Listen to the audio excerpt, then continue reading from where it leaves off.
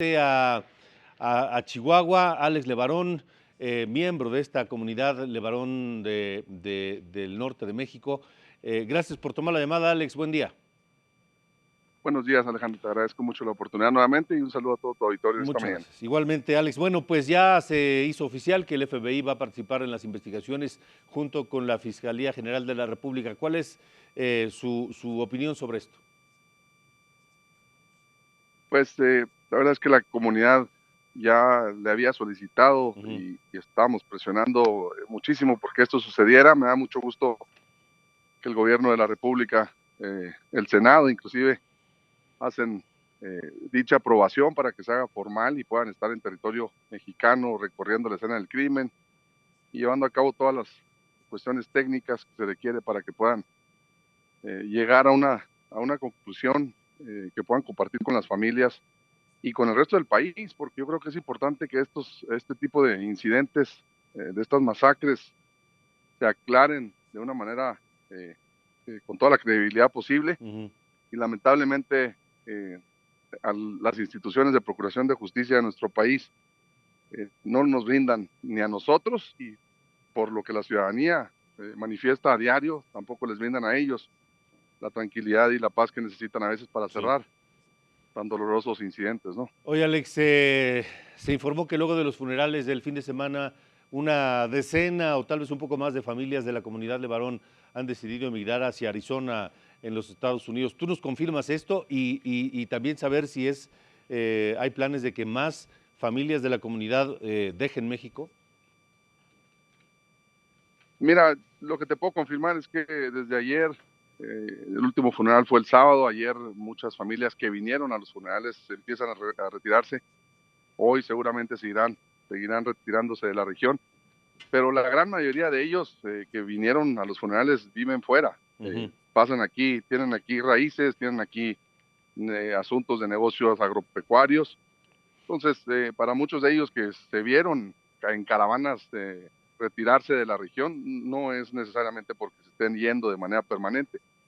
Yo dudo que alguien o familias de esta región, y estamos hablando de la región de Galeana, Chihuahua, estén por querer migrar de esta forma. Seguramente hay familias ligadas directamente con Ronita Miller o Kenny Miller o algunos de los Langford, que seguramente ellos tomarán sus propias decisiones en cuanto a la ubicación y la población de La Mora.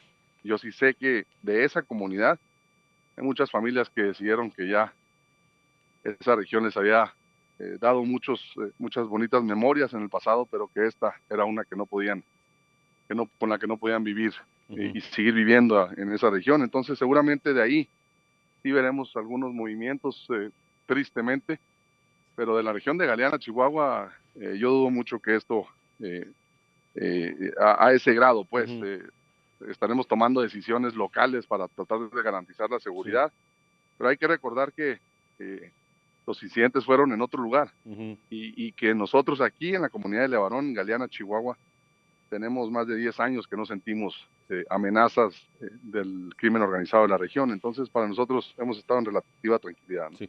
Alex, la semana pasada tú y yo hablamos por teléfono y te preguntaba si habían tenido ya contacto con el secretario Alfonso Durazo de Seguridad Pública de México, quien supuestamente viajó a Sonora a atender de manera directa esta desgracia, esta masacre, y no hay indicios de que realmente el señor Durazo hubiese llegado al lugar de los hechos o hubiese tenido contacto con ustedes.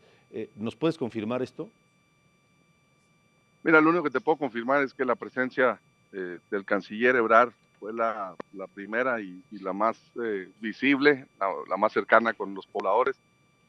El día siguiente estuvo la gobernadora de Sonora en el primer sepelio o velorio, pero el secretario Durazo, pues no hemos tenido, cuando menos en lo general, los que estuvimos presentes en las actividades que se llevaron a cabo, no tuvimos ninguna oportunidad de verlo.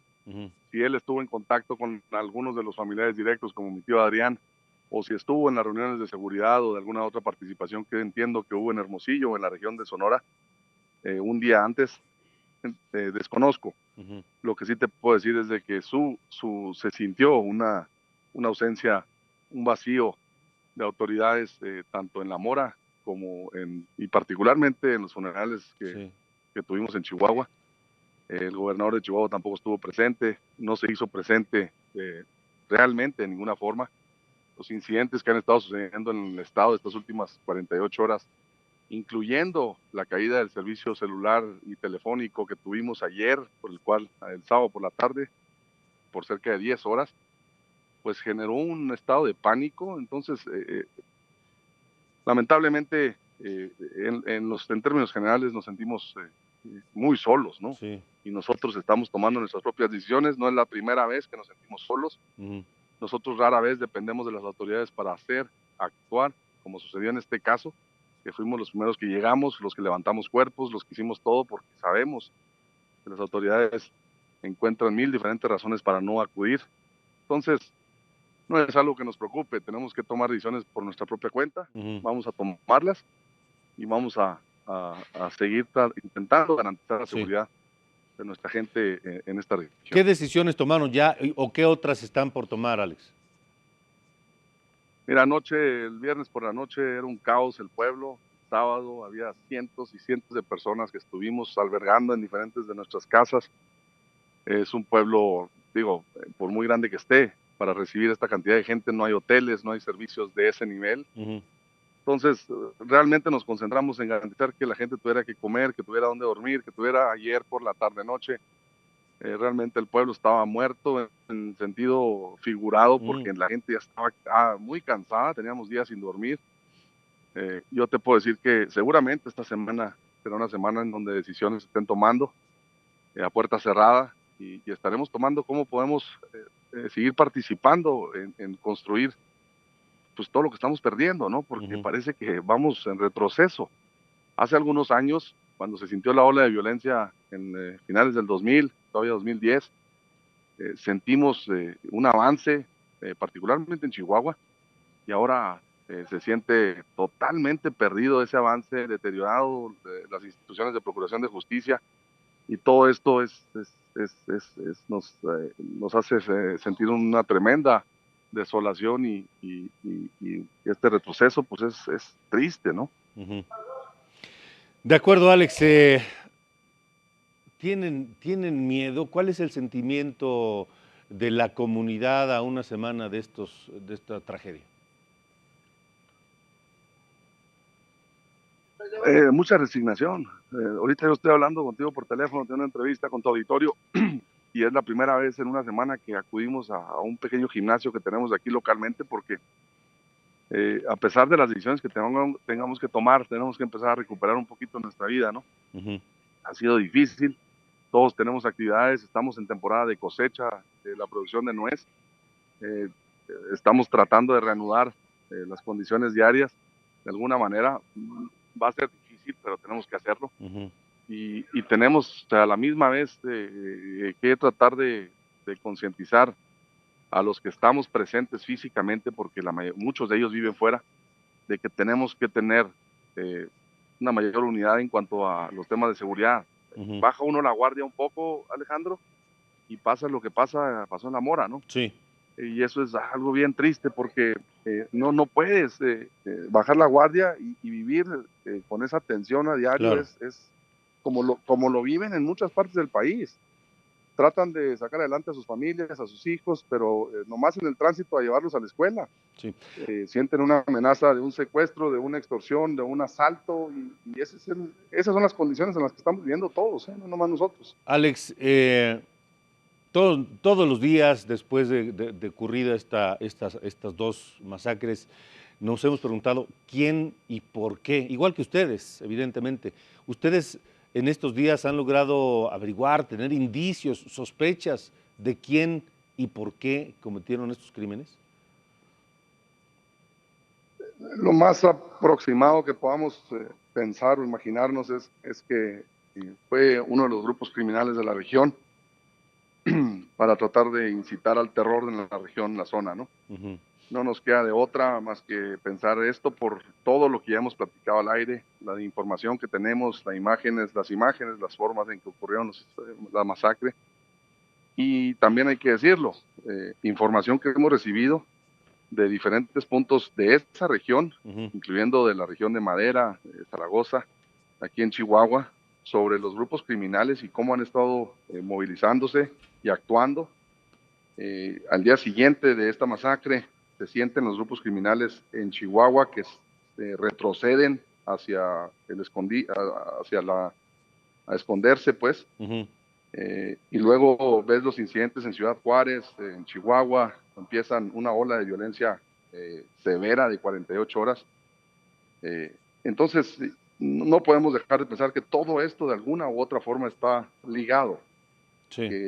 Que la atención internacional y de la sociedad civil que ha recibido este caso en particular fue el inicio de una desestabilización política y criminal que por algún grupo estaba de alguna u otra manera planeado.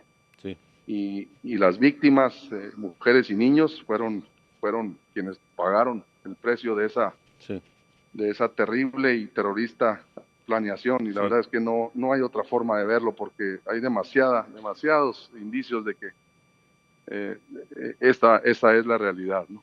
Alex, ustedes supongo, no lo sé, te lo pregunto, ¿tienen o mantendrán contacto directo con los investigadores del FBI para que les informen a ustedes de manera así directa el resultado de las investigaciones? ¿Qué fue lo que pasó? Seguramente sí, seguramente tendrán ellos más contacto con nosotros de confianza que con las mismas autoridades mexicanas, lamento decirlo de esa forma, pero así ha sido hasta ahora, no veo por qué eso cambie. La forma de investigación que tiene una institución como la FBI de Estados Unidos es apolítica y la información que nosotros, los familiares, les aportamos desde un inicio, imágenes, videos, ellos ya tienen más información ellos que la Procuraduría General de la República Mexicana, eso no tengas la menor duda, porque nosotros las compartimos y seguramente con eso adelanto que tuvimos, en donde las autoridades mexicanas, los equipos forensicos no llegaron hasta 24 horas después. Para esto, estas autoridades y estos grupos de investigación ya estaban muy avanzados. Sí. Ahora que tienen el permiso y que puedan estar ahí, seguramente van a estar corroborando todo lo que ya habían descifrado y seguramente con las familias de nosotros tendrán un contacto no solo directo, sino sincero. Sí. Inclusive muchas veces se lo resguardan a las autoridades mexicanas, porque esto es otra cosa que puede suceder. Seguramente las autoridades mexicanas van a querer controlar el mensaje que se transmita después de encontrar las evidencias y llegar a las conclusiones. Y eso es algo de lo que más nos duele, porque eso es lo que sucede todo el tiempo. Sí. Reciben la información, saben exactamente lo que pasó, pero no es lo que dicen.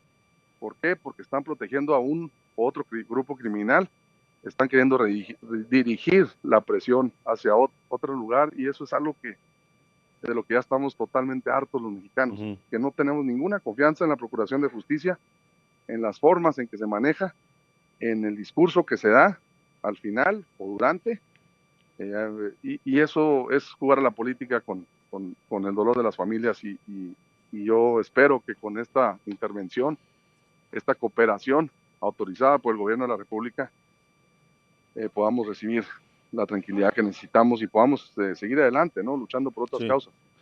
De acuerdo, Alex, pues te adelantaste, te iba a preguntar si confían en las autoridades mexicanas, pero ya me queda claro que no es así. Pues haz la pregunta al aire y seguramente recibirás la misma respuesta de todos. De acuerdo, Alex, pues Gracias, Alejandro. te agradezco mucho y mantengamos la comunicación.